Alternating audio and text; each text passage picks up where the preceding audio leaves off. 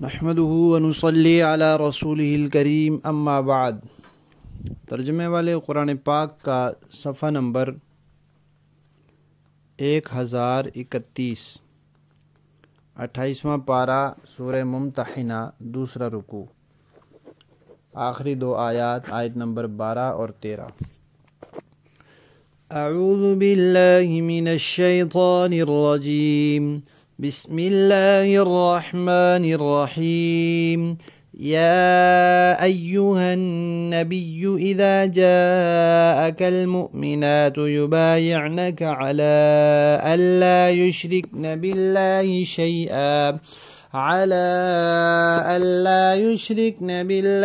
شيئا ولا يسرقن ولا يزنين ولا يقتلن أولادهن ولا يأتين ببهتان يفترينه بين أيديهن وأرجلهن ولا يعصينك في معروف فبايعهن واستغفر لهن الله إن الله غفور رحيم۔ يا أيها الذين آمنوا لا تتولوا قوما غضب الله عليهم قد يئسوا من الآخرة كما يئس الكفار من أصحاب القبور۔ صدق اللہ العظیم۔ گزشتہ آیات میں اس بات کا تذکرہ تھا کہ مکہ مکرمہ سے جو خواتین مدینہ طیبہ آئیں ان کو دیکھو، جانچو، آزماؤ، امتحان لو۔ اگر واقعتاً وہ ایمان والی ہیں، مسلمان ہیں اور اسلام کی وجہ سے ہجرت کی ہے تو پھر رہنے دو، اور باطنی معاملہ ان کا اللہ کے حوالے کرو۔ تو اب اس امتحان کا طریقہ بیان کیا، وہ کیسے کہ نبی پاک صلی اللہ علیہ وسلم ان سے بیعت لیں۔ بیعت کیا ہوتا ہے؟ بیع کا معنی تو ہوتا ہے خرید و فروخت کرنا، اور اس کا ایک معنی ہوتا ہے معاہدہ کرنا، عہد و پیمان کرنا، کسی سے وعدہ کرنا۔ تو یہاں وعدے کے معنی میں اب عام طور پہ بیعت ہوتی ہے ہاتھوں میں ہاتھ لے کر، لیکن نبی پاک صلی اللہ علیہ وسلم نے کبھی بھی کسی خاتون، غیر محرم خاتون کے ہاتھ کو ہاتھ نہیں لگایا، ہاتھ لگا کر بیعت نہیں فرمائی، بلکہ زبانی بیعت فرما لی۔ اس کا ایک طریقہ یہ ہے کہ پیالے میں پانی ڈالا، اس میں ہاتھ مبارک ڈالے اور پھر بھیج دیا کہ خواتین بھی اس میں اپنے ہاتھ ڈال لیں، یا پھر ایک طرف سے کپڑا پکڑ لیا اور وہ پردے کے پیچھے سے خواتین کی طرف بھیج دیا اور ان کو کہا کہ وہ بھی اس کو پکڑ لیں۔ غیر محرم سے پیر کا بھی پردہ ہوتا ہے، مرشد کا بھی پردہ ہوتا ہے، استاد کا بھی پردہ ہوتا ہے، عالم ہو، مفتی ہو، اس کا بھی پردہ ہوتا ہے۔ جو غیر محرم ہے وہ غیر محرم ہی رہتا ہے، چاہے وہ مفتی ہو، چاہے وہ استاد بن جائے یا پیر بن جائے۔ جو لوگ کہتے ہیں کہ پیر سے پردہ نہیں ہوتا وہ جھوٹ بولتے ہیں، اور جو پردہ نہیں کرتے وہ ناجائز کام کرتے ہیں۔ تو نبی پاک صلی اللہ علیہ وسلم کو فرمایا کہ آپ بیعت لیں۔ کس بات کی؟ 6 چیزوں کا بتایا۔ شرک نہیں کریں گی، چوری نہیں کریں گی، بدکاری نہیں کریں گی، اپنی اولاد کو قتل نہیں کریں گی، بہتان تراشی نہیں کریں گی، اور نیکی کے کام میں مخالفت نہیں کریں گی۔ جو نیکی کے کام کہے گئے ان میں مخالفت نہیں کریں گی۔ پہلی چیز ہے شرک۔ شرک اللہ تعالیٰ کی ذات، صفات، عبادات، اختیارات میں کسی دوسرے کو شریک سمجھنا۔ ذات میں شریک سمجھنا، کسی کو ان کی اولاد سمجھنا، رشتہ دار سمجھنا، اور صفات کہ جو اللہ تعالیٰ کی صفات ہیں ان میں کسی کو بھی شریک سمجھنا کہ اللہ تعالیٰ زندگی اور موت دے سکتے ہیں تو فلاں بھی دے سکتا ہے، اللہ تعالیٰ بگڑی بنا سکتے ہیں تو فلاں بھی بنا سکتا ہے، اللہ تعالیٰ عالم الغیب ہیں تو وہ بھی ہو سکتا ہے۔ اور پھر جو خدائی اختیارات ہیں کہ مختار کل نے اللہ تعالیٰ کسی اور کو سمجھنا، اور عبادات، جو چیز عبادت ہے وہ صرف اللہ کے لیے ہے، اس میں کسی دوسرے کو شریک سمجھنا، کہ صدقہ خیرات اللہ کے لیے ہوتا ہے، کسی اور کے لیے بھی ہو سکتا ہے، سجدہ اللہ کو ہوتا ہے، کسی اور کے لیے بھی ہو سکتا ہے، نماز اللہ کے لیے پڑھی جاتی ہے، کسی اور کے لیے بھی ہو سکتی ہے، قربانی اللہ کے لیے کی جاتی ہے، کسی اور کے لیے بھی ہو سکتی ہے، تو یہ بھی شرک ہے۔ دوسری چیز ہے چوری، اور شرک کی ایک قسم ہوتی ہے جس کو شرک خفی کہا جاتا ہے، وہ ہے ریاکاری، دکھلاوا، کہ انسان کوئی بھی عمل کرے تو وہ تو اللہ کے لیے کرنا چاہیے اور یہ کسی دوسرے کو دکھانے کے لیے کر رہا ہے، تو یہ بھی شرک ہے، لیکن یہ شرک خفی ہے۔ اور چوری چیزوں کی بھی ہوتی ہے۔ حدیث شریف میں بدترین چور وہ ہے جو نماز میں چوری کرے، کہ نماز کی ارکان جو ہیں ان کو پوری طرح سے ادا نہ کرے۔ اور چوری آنکھوں کی بھی ہوتی ہے۔ اللہ تعالیٰ فرماتے ہیں کہ آنکھوں کی خیانت کو اللہ تعالیٰ جانتے ہیں، تو کسی کی کوئی چیز اس کی نظروں سے بچا کر چوری چھپے لے لی جائے تو یہ چوری ہے۔ اور بدکاری کا فرمایا کہ عرب میں بدکاری کو برائی نہیں سمجھا جاتا تھا، جیسے آج کل یورپ میں، امریکہ وغیرہ میں ہے کہ مرد عورت راضی ہوں تو اس کو برائی نہیں سمجھا جاتا، تو خاص طور پہ اس کا بھی عہد لیا۔ اور چوتھا فرمایا کہ اولاد کو قتل نہیں کریں گے، اولاد کو قتل نہیں کریں گی۔ اولاد کو قتل کرنے کی کئی صورتیں ہیں۔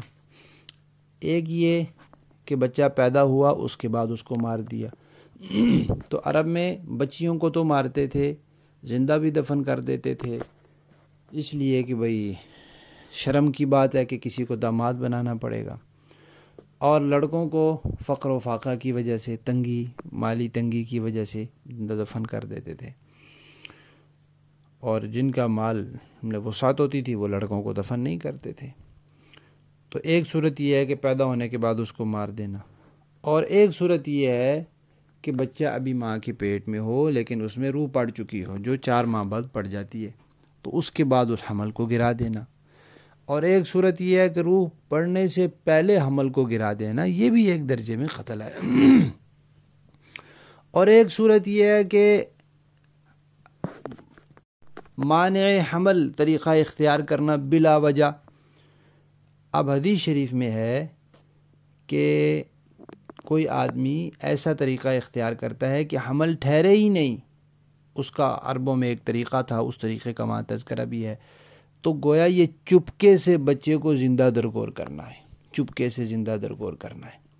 تو یہ قتل کے مختلف درجات ہیں اور ہر ایک کا حکم بھی مختلف ہے۔ پیدا ہونے کے بعد اس کو قتل کر دینا بہت بڑا جرم ہے، اسی طرح روح ڈلنے کے بعد حمل کو ضائع کر دینا بھی بڑا جرم ہے، اور روح ڈلنے سے پہلے کر دینا اگر کسی شدید مجبوری کے بغیر ہو تو یہ بھی جرم ہے، لیکن اتنا بڑا نہیں۔ اور معنی حمل طریقہ اختیار کرنا کہ حمل ٹھہرے ہی نہیں تو یہ بھی جرم ہے اگر کسی وجہ، شرعی وجہ اور معقول اور ضروری وجہ کے بغیر ہو، تو اس کا بھی عہد لیا کہ اولاد کو قتل نہیں کریں گی۔ اس کے بعد فرمایا کہ بہتان تراشی نہیں کریں گی۔ اب بہتان کئی طرح کا ہوتا ہے، کسی پر جھوٹا بہتان باندھ دیا کہ اس نے یہ کام کیا ہے حالانکہ اس نے نہیں کیا ہوتا، اور ایک یہ بہتان ہے کہ بھئی کسی خاتون نے بدکاری کی، اب اس سے لڑکا ہوا، اب عورت کے خامن کو تو پتہ نہیں تھا، تو اس نے یہی کہا، یہی ظاہر کیا کہ یہ میرے خامن کا ہے، تو یہ بھی بہتان ہو گیا۔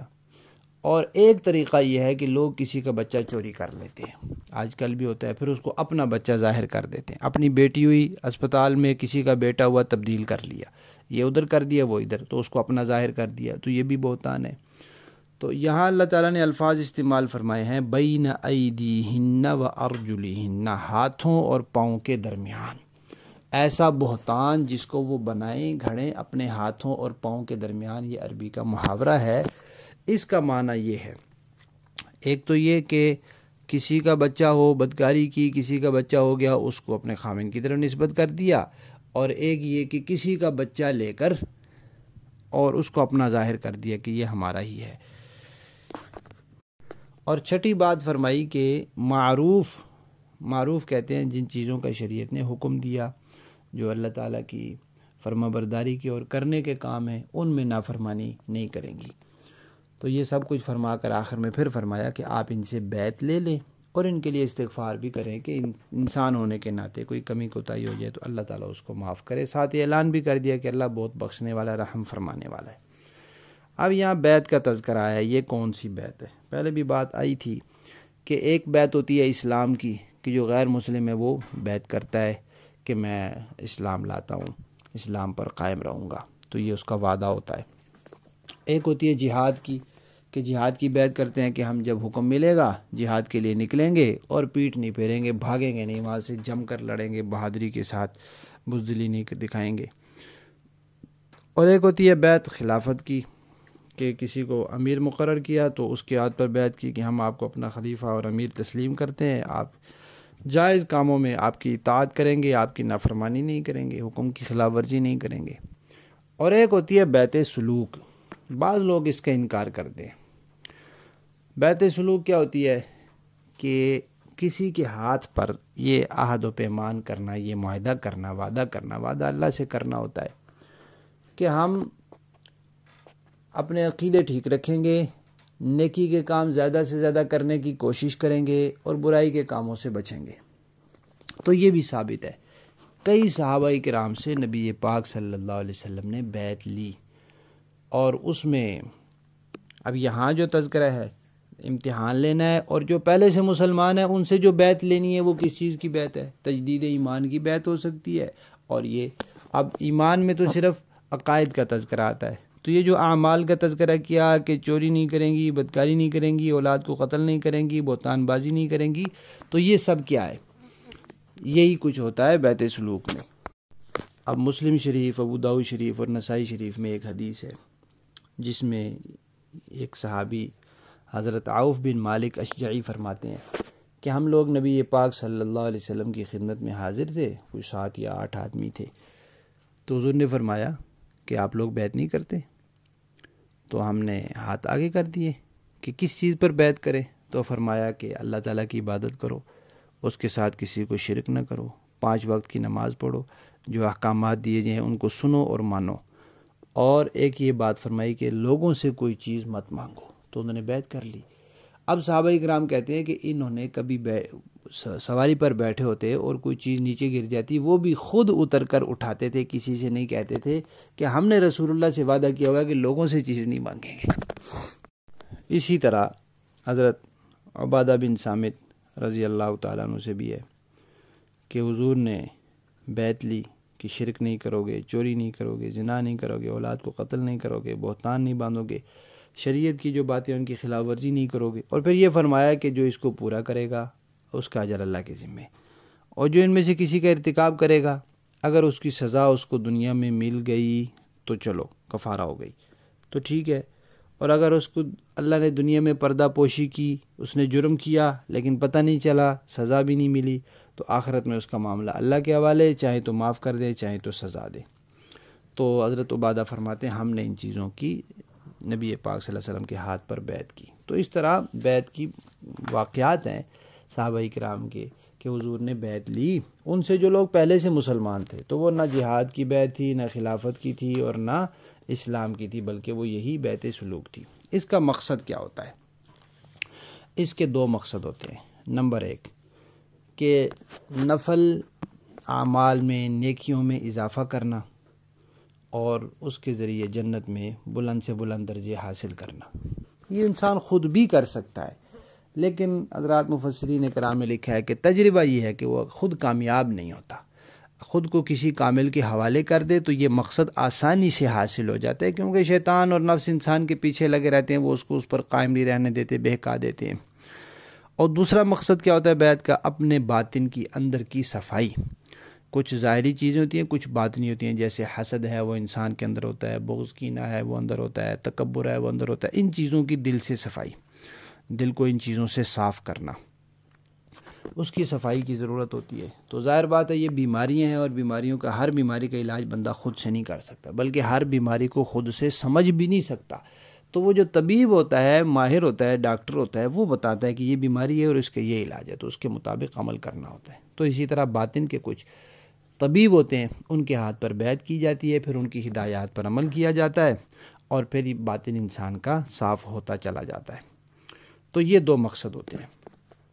اب اس بارے میں کچھ لوگوں نے یہ بنایا ہوا ہے کہ یہ بدعت ہے، یہ غلط ہے، وہ بھی نظریہ ان کا ٹھیک نہیں ہے، اس لیے کہ اس کا ثبوت ہے۔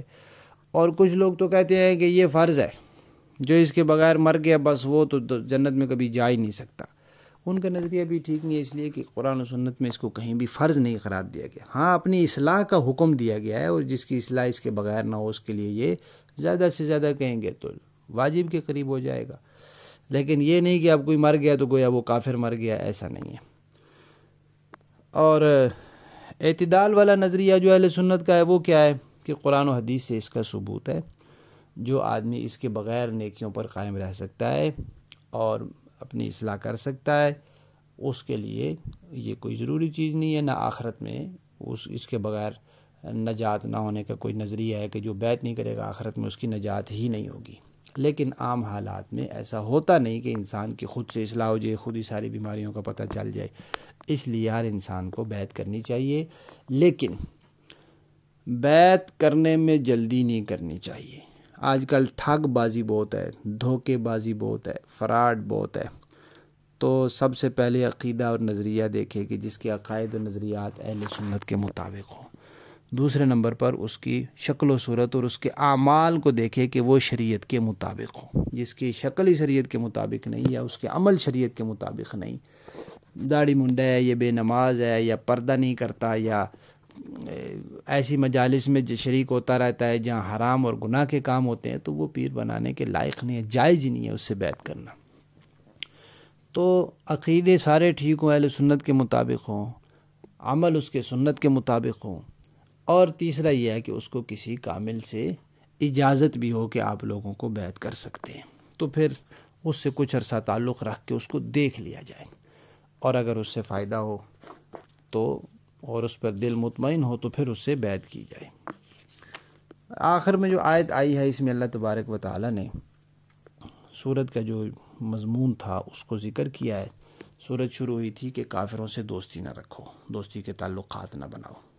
تو جیسے عام کافروں سے منع ہے دوستی، ایسے ہی یہودیوں سے بھی دوستی منع ہے، کیونکہ ان پر اللہ کا غضب نازل ہوا۔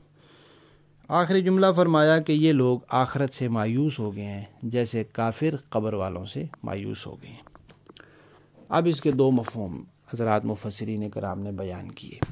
ایک یہ کہ یہ آیت زندہ کافروں کے بارے میں ہے کہ جو کافر قبر میں چلے گئے، زندہ کافر ان سے مایوس ہو گئے کہ اب وہ واپس نہیں آ سکتے، اب وہ ہماری بات نہیں سن سکتے، تو ایسے ہی یہ بھی آخرت سے مایوس ہو گئے۔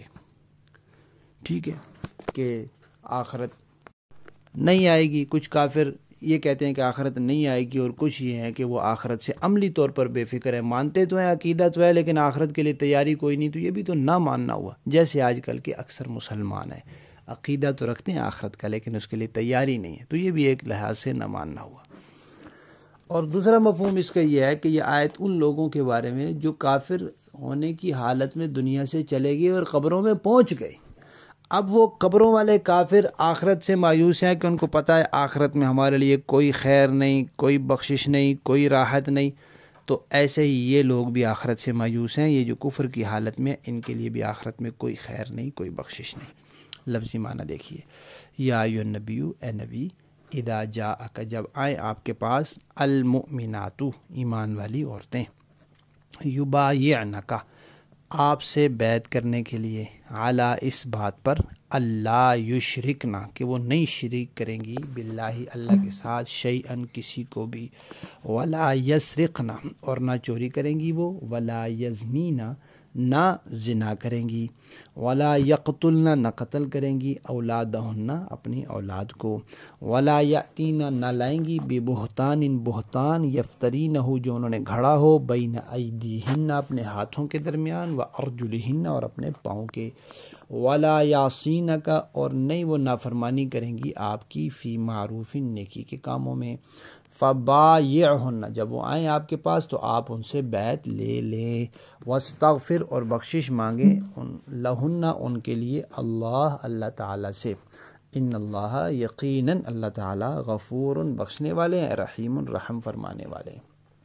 یا ایھا الذین آمنوا، اے ایمان والو لا تتولو نہ دوستی رکھو قومن ان لوگوں سے غضب اللہ کہ غضب ہوا اللہ کا علیہم ان پر قد یئسوا پکی بات ہے کہ وہ نا امید ہو گئے من الآخرتی آخرت سے کما جیسا کہ یئسا نا امید ہو گئے الکفار زندہ کافر من اصحاب القبور قبر والے لوگوں سے یا پھر جیسا کہ مایوس ہو گئے وہ کافر جو قبروں میں ہیں وہ آخرت سے مایوس ہو گئے۔ با محاورہ دیکھیں جی يا أيها النبي إذا جاءك المؤمنات يبايعنك على ألا يشركن بالله شيئا ولا يسرقن ولا يزنين ولا يقتلن أولادهن ولا يأتين ببهتان يفترينه بين أيديهن وأرجلهن ولا يعصينك في معروف فبايعهن واستغفر لهن الله إن الله غفور الرحیم۔ اے نبی جب آپ کے پاس مسلمان عورتیں اس بات پر بیعت کرنے کے لیے آئیں کہ وہ اللہ کے ساتھ کسی بھی چیز کو شریک نہیں مانیں گی اور چوری نہیں کریں گی اور زنا نہیں کریں گی اور اپنی اولاد کو قتل نہیں کریں گی اور نہ کوئی ایسا بہتان باندھیں گی جو انہوں نے اپنے ہاتھوں اور پاؤں کے درمیان گھڑ لیا ہو اور نہ کسی بھلے کام میں آپ کی نافرمانی کریں گی تو آپ ان کو بیعت کر لیا کریں اور ان کے حق میں اللہ سے مغفرت کی دعا کیا کریں، یقیناً اللہ بہت بخشنے والا بہت مہربان ہے۔ یا ایھا الذین آمنوا لا تتولوا قوما غضب اللہ علیہم قد یئسوا من الآخرۃ کما یئس الکفار من اصحاب القبور۔ ایمان والو ان لوگوں کو دوست نہ بناؤ جن پر اللہ نے غضب فرمایا ہے، وہ آخرت سے اسی طرح مایوس ہو چکے ہیں جیسے کافر لوگ قبر میں دفن لوگوں سے مایوس ہیں۔ صدق اللہ العظیم۔ الحمدللہ سورہ ممتحنہ مکمل ہوئی۔